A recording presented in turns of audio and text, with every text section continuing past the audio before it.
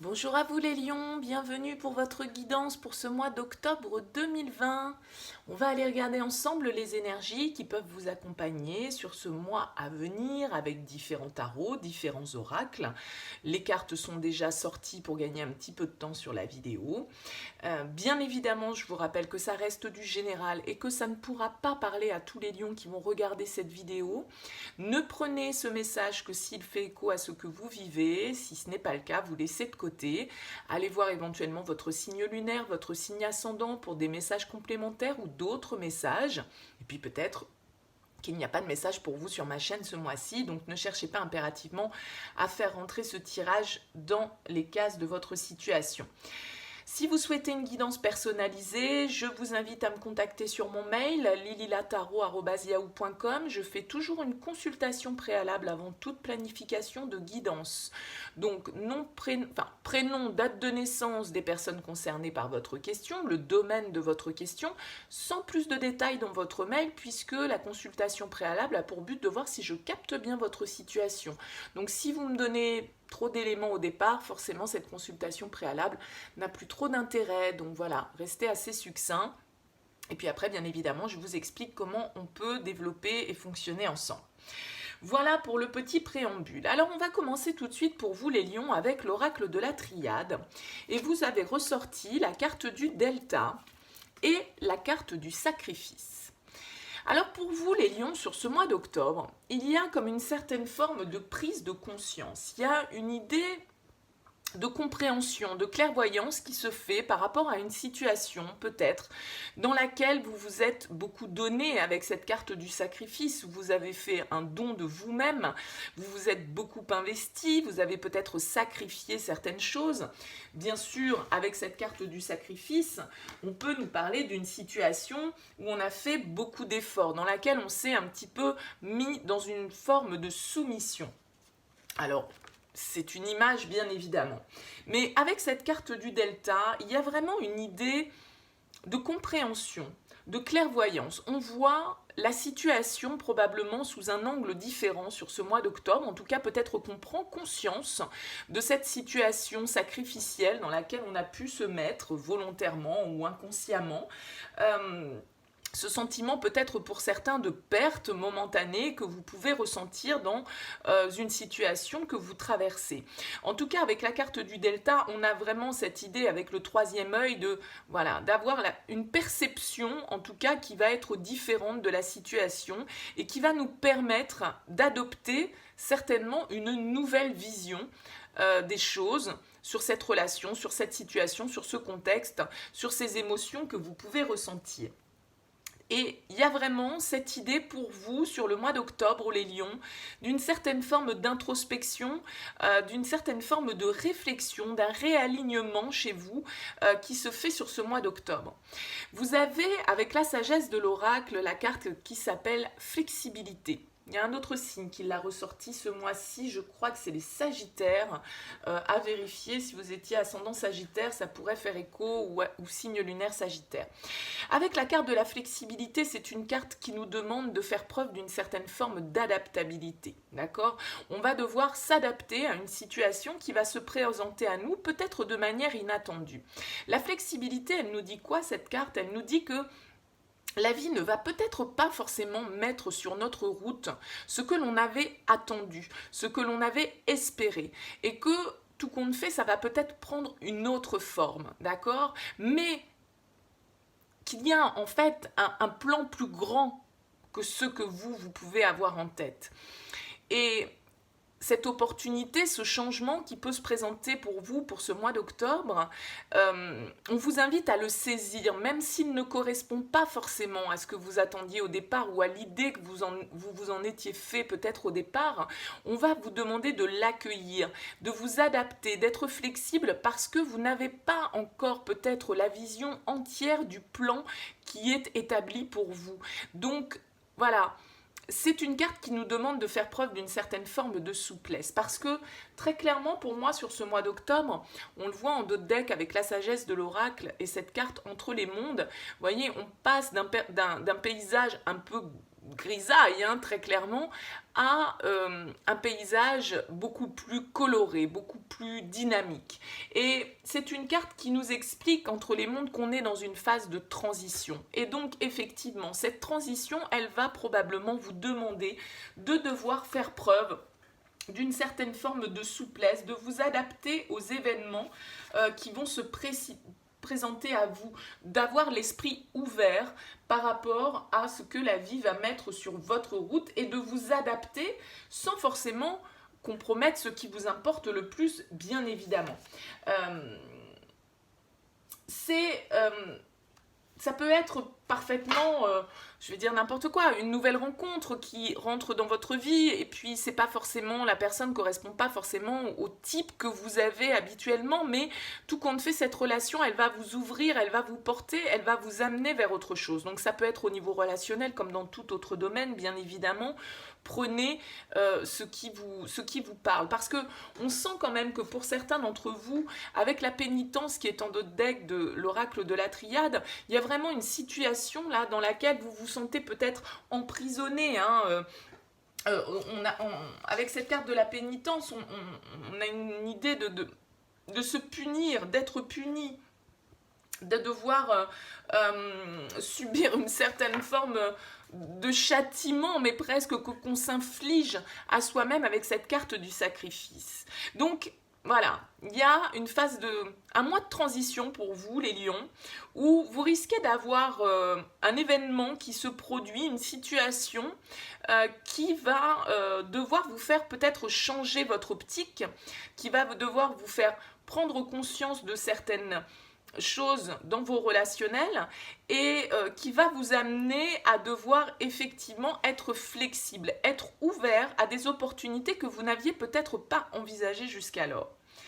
Alors vous avez quand même avec le Light Seers Tarot la force, l'énergie qui va vous accompagner et qui va vous soutenir sur ce mois d'octobre, c'est rien de moins que le soleil, d'accord?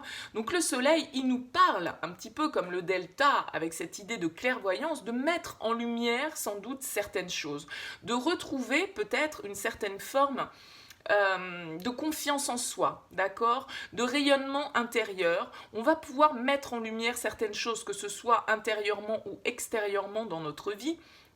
Le soleil nous parle de réussite, nous parle de succès, nous parle d'optimisme, d'énergie positive, éventuellement pour certains d'entre vous de rencontres, de réconciliation. Donc il y a vraiment cette énergie avec le soleil de laisser entrer la lumière, de laisser entrer une certaine forme d'harmonie intérieure, d'accord ? Il y a une idée de symbiose avec l'extérieur, en fait, hein, et de rayonnement, de sortir probablement d'une situation là, avec la pénitence et le sacrifice où on s'infligeait peut-être un fardeau qui n'était pas le nôtre, d'accord ? Et là, avec le soleil, il y a vraiment une mise en lumière de ces énergies, une énergie très positive de confiance en soi et de compréhension avec le soleil, d'accord ? Alors, on voit bien, avec le tarot de la bienveillance, vous avez ressorti l'arcane majeur de la tour, donc il y a quand même 2 arcanes majeures là qui sont là. Alors avec l'arcane majeur de la tour c'est toujours un petit peu quelque chose qui vient chambouler une certaine forme de statu quo, hein. Avec la tour, c'est une carte de surprise, d'accord ? Et lorsque cette carte elle apparaît, ça peut se passer très rapidement, il peut y avoir des choses assez rapides pour vous. Et c'est une carte qui indique un changement total de point de vue, un changement total de perception, un bouleversement qui peut être vécu de manière assez soudaine, mais qui fait disparaître quelque chose pour la remplacer par quelque chose de meilleur, d'accord ? C'est certainement pour ça qu'on vous demande de faire preuve, de flexibilité, d'adaptabilité, parce que là, il y a une transition qui va s'opérer pour vous, d'accord ? Il y a une compréhension qui va se faire, il y a un éclaircissement qui va être apporté sur une situation ou sur un contexte, mais il y a une idée d'événements inattendus pour vous qui vont être très intéressants et qui vous donneront l'occasion de vous transformer positivement avec cette carte du soleil, si vous gardez les yeux ouverts et si vous restez justement ouverts aux opportunités avec un état d'esprit qui ne soit pas trop restrictif sur ce que vous pouvez attendre et sur ce que vous pouvez avoir envie d'accueillir dans votre vie. Parce qu'il peut y avoir une légère différence entre ce que vous espérez voir se manifester et ce qui va se manifester. Mais on vous dit que ce qui va se manifester, même si ce n'est pas du tout ce que vous attendez, c'est pour le meilleur. C'est pour vous faire voir la situation sous un angle différent. C'est pour vous ouvrir à de nouvelles perspectives que vous n'aviez peut-être pas envisagées jusque-là. Avec le tarot, on a eu le 6 de bâton, le 3 de bâton, l'arcane majeur de l'ermite, la reine d'épée, si elle veut bien venir, et la reine de coupe. Et en dos de deck, on a le 7 d'épée. Donc là, il y a l'idée avec cette ermite qui est en plein milieu d'une certaine forme de repli peut-être, un petit peu en fait d'introspection probablement avec cet ermite. L'ermite, il essaye de trouver une certaine forme de sagesse intérieure, une certaine forme de spiritualité. Il y a vraiment cette idée avec la clairvoyance et l'ermite de faire clair, d'aller chercher à l'intérieur de soi cette lumière que le soleil nous apporte, d'aller chercher des réponses. Il y a pour moi, avec ce 6 de bâton, une reprise de confiance. Le 6 de bâton, c'est une carte de succès, de victoire, de reconnaissance, où on est reconnu par les autres sur nos qualités, nos performances, nos victoires, nos succès. Donc il y a vraiment avec ce 6 de bâton l'idée de réussir à probablement, avec un 3 de bâton, se projeter vers justement de nouveaux horizons. C'est ce qu'on vous demande, d'avoir l'esprit ouvert pour pouvoir accueillir de nouveaux horizons. Parce que le 3 de bâton, vous voyez, il n'est pas forcément dans l'action, le 3 de bâton. Il est là en train de... Il domine cette vallée et il regarde vers l'avenir, il regarde vers de nouvelles perspectives, vers de nouveaux paysages, d'accord? Donc il peut y avoir cette idée de déplacement, hein, pourquoi pas pour certains d'entre vous. Mais avec le 3 de bâton, on part à la conquête de quelque chose de nouveau, d'accord? On est dans une énergie de feu avec le 6 de bâton et le 3 de bâton et vraiment une énergie d'action. Malgré tout, on voit qu'on a cette ermite, donc qui nous met quand même dans une certaine forme d'isolement, de repli. Alors on peut être isolé tout en étant entouré, hein, c'est pas forcément un isolement, on va pas rentrer dans une grotte en ermitage, c'est pas forcément ça. Mais l'ermite, il est à la recherche de certaines réponses, il est à la recherche d'une certaine forme de sagesse, de beaucoup de réflexion pour trouver la voie, on va dire, réfléchir à ses expériences, réfléchir à son passé, justement faire mûrir tout ça pour pouvoir en ressortir quelque chose de bénéfique. Alors vous avez quand même en plus à suivre 2 reines. Alors bon, il se peut que pour certains d'entre vous, là, la situation nous parle d'un signe d'air et d'un signe d'eau, d'accord? Bon, vous êtes signe de feu, donc peut-être que pour certains d'entre vous, là, il y a une situation qui met face à face 2 personnes, une reine d'épée, quelqu'un de très analytique, très juste, qui aime la vérité, qui aime les choses claires, qui aime les choses carré, d'accord, et une reine de coupe qui, elle, est beaucoup plus dans son émotionnel, beaucoup plus dans l'empathie, beaucoup plus dans la compassion. Donc il y a probablement un équilibre à trouver entre le mental et l'émotionnel, d'accord, et c'est probablement ce que cet ermite va faire comme travail sur ce mois d'octobre, d'essayer de trouver la bonne combinaison entre un mental bien aiguisé et analytique et logique et un émotionnel qui est dans l'empathie, qui est dans la compassion, qui est bienveillant vis-à-vis des autres. Alors bien sûr, comme je vous le disais, ça peut représenter des énergies autour de vous. J'ai quand même ce 7 d'épée qui est en dos de deck. Alors le 7 d'épée, il peut nous parler de prendre un petit peu la fuite, hein, de pas forcément avoir envie avec cet ermite d'être dans l'échange, d'être dans la communication avec les autres. On a peut-être besoin sur ce mois d'octobre, les lions, de se replier un petit peu sur soi, de pas forcément partager nos projets, nos envies, nos émotions. On est plutôt dans un travail d'introspection et on a peut-être envie un petit peu avec ce 7 d'épée de filer en douce, de ne pas tout dire, de ne pas faire part forcément de tout ce qui se passe dans cette transition qui est en train de s'opérer pour vous. Avec les différents oracles, donc j'ai pris le Line of Love, l'oracle d'Isawat et le Tanis le Normand, on a le travail, on a l'autre et on a le fouet.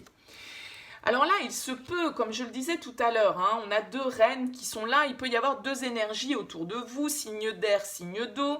Là, il y a l'idée éventuellement d'une énergie tierce qui peut venir, alors soit dans le cadre de votre travail, bien évidemment, amener un petit peu une situation conflictuelle, soit ça peut être des échanges, de la télécommunication, hein, des mails, des SMS, etc., avec une énergie tierce dans votre vie qui sème peut-être un petit peu la zizanie, d'accord? Ou si c'est vous qui êtes en contact directement, qui crée effectivement, pourquoi pas, un petit peu de conflit, parce qu'avec cette carte du fouet, on nous parle d'un certain côté de disputes, comment dire, de choses qui peuvent se représenter sans cesse, vous voyez, d'événements un petit peu répétitifs là. Hein. Donc il y a cette idée là de devoir peut-être se débarrasser un petit peu avec le balai, on a envie de balayer ces conflits qu'on peut avoir, donc comme je vous le disais, soit dans le cadre de votre travail au niveau professionnel ou soit par rapport à une énergie autour de vous. Alors quand on dit une énergie tierce, je le rappelle, c'est pas toujours un amant, une maîtresse, un mari, une femme. Une énergie tierce, ça peut être un parent, ça peut être un enfant, ça peut être un boss, ça peut être un ami, ça peut être plein de choses. Donc à vous de voir, bien évidemment, ça ne va pas parler à tout le monde de la même manière. On a ensuite la stabilité, l'abondance et l'étoile. Donc là, on voit vraiment qu'on est à la recherche. Avec la stabilité, c'est comme cet ermite qui est en pleine recherche spirituelle, qui est en pleine introspection pour trouver les bonnes réponses à ces questions, utiliser son expérience, utiliser ses différents ressentis également pour pouvoir trouver une certaine forme de stabilité. Il y a beaucoup l'idée dans votre tirage, les lions, de se sentir guidés, donc peut-être d'une certaine forme de spiritualité pour vous sur ce mois d'octobre que vous allez intensifier, alors soit par des pratiques spirituelles, la méditation, voyez, un travail sur soi que l'on fait. Il y a vraiment cette idée d'être guidé dans la bonne direction. Et dans une direction, en tout cas, qui nous amène de la stabilité et qui nous amène de l'abondance. Donc de l'abondance émotionnelle, de l'abondance matérielle, financière, qu'importe, mais c'est une idée, c'est une image, bien sûr. Et il y a vraiment cette idée de vous laisser guider par votre voix intérieure, de faire clair, d'écouter votre intuition, hein, avec cette carte du delta. On a ici la pause, l'alignement et les poissons. Alors la pause et l'alignement, pour moi, ça va totalement avec cette idée de l'ermite qui est là. C'est-à-dire que l'ermite, comme on le disait tout à l'heure, il se met un petit peu en position d'isolement, hein, une certaine forme de solitude qui peut ressortir de cette carte. Et comme je le répète, on peut être seul et entouré, hein, c'est pas contradictoire. Mais là, il y a vraiment une idée, encore avec cette carte des poissons, c'est tout à fait une carte d'abondance, comme ici avec l'oracle d'Isawat. Et l'alignement, c'est une carte qui nous parle effectivement d'être raccord entre ce que l'on pense, ce que l'on dit, ce que l'on fait. Il m'en manque, mais voyez le principe, d'accord? Entre notre cœur, notre mental, ce qu'on exprime aux autres et les actes que l'on pose dans la vie. Et là, il y a vraiment une idée de retrouver une certaine forme de fluidité, de peut-être prendre un instant de recul, de pause, de faire un break par rapport à une certaine forme d'agitation qui peut être autour de vous puisque vous êtes dans cette phase de transition et qu'on vous annonce un événement un petit peu surprenant qui peut venir un peu vous chahuter, vous déstabiliser parce que inattendu, et où là vous allez avoir besoin certainement de vous recentrer sur vous pour définir réellement du coup cette transition, de quelle manière vous voulez l'opérer et dans quelle direction vous souhaitez aller. On a ensuite la carte de la solitude, la carte de la tribu et la carte du lys. Donc là, de nouveau, avec cette carte de la solitude, on nous parle bien de cet ermite qui s'isole un petit peu, peut-être de son entourage, avec la tribu, de votre entourage proche, hein, pour pouvoir trouver certaines réponses. Parce que avec la carte du lys, c'est une carte qui nous parle d'une certaine forme de sérénité, de paix, de bonheur, de pureté. Donc, c'est comme si cet événement, ce qui va se passer là sur ce mois d'octobre, que vous n'attendez pas particulièrement, eh bien ça va vous demander de prendre du recul, de vous isoler peut-être un petit peu des autres pour voir clair, pour être raccord avec vous-même et ne pas faire en fonction de ce que les autres vont vous dire. C'est peut-être pour ça que vous allez avoir envie de prendre un petit peu la tangente, parce que vous n'aurez pas forcément envie d'écouter ce que les autres vont en penser. Vous n'aurez pas forcément envie d'échanger sur ce questionnement qui va être propre à vous, et vous allez avoir envie d'aller chercher vos propres réponses, d'accord? Votre propre bonheur, il est où? C'est pas aux autres de le définir, c'est à vous, et vous l'avez compris sur ce mois d'octobre. On a ensuite la carte de l'éphémère, la carte de l'illumination et la carte du bouquet. Donc il y a cette idée, là une fois de plus, que pour moi cette solitude, cette prise de recul, elle va quand même être assez rapide.